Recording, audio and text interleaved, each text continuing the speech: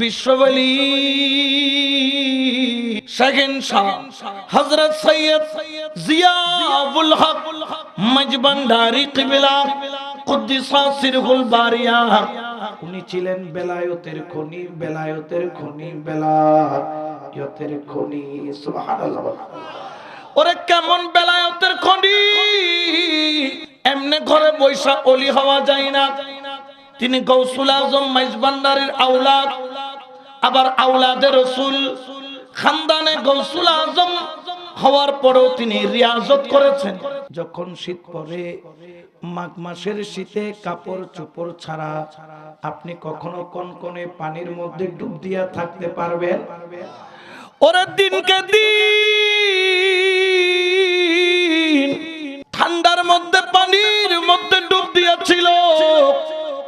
ও মাওলা, আমি ঠান্ডার পরোয়া করি না, একমাত্র তুই মাওলারে চাই, তুই মাওলারে চাই, তুই মাওলারে চাই। সুবহানাল্লাহ।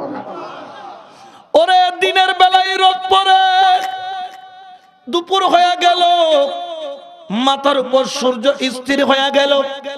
আচ্ছা বলেন তো, সূর্যের দিকে তাকায়া থাকা যায়? আমার শাহেনশাহ বাবাজান কেমন রিয়াজত করেছেন!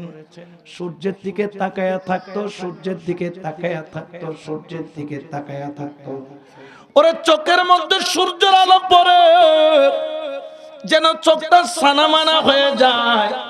তারপরেও তাকায়া বলে, মাওলা আমি তোরে চাই, মাওলা আমি তোরে চাই, মাওলা আমি তোরে চাই। ওরে এক পায়ের উপর দাঁড়াইয়া রিয়াজত করতো, তারপরেও বলে মাওলা আমি তোরে চাই। তিনি হুকুম করেন, হালাল খাও, নামাজ পড়ো, আল্লাহ আল্লাহ জিকির করো, সব সমস্যা মিটে যাবে। কারণ হলো মাওলা তোরে চাই, তোরে চাই, তোরে চাই।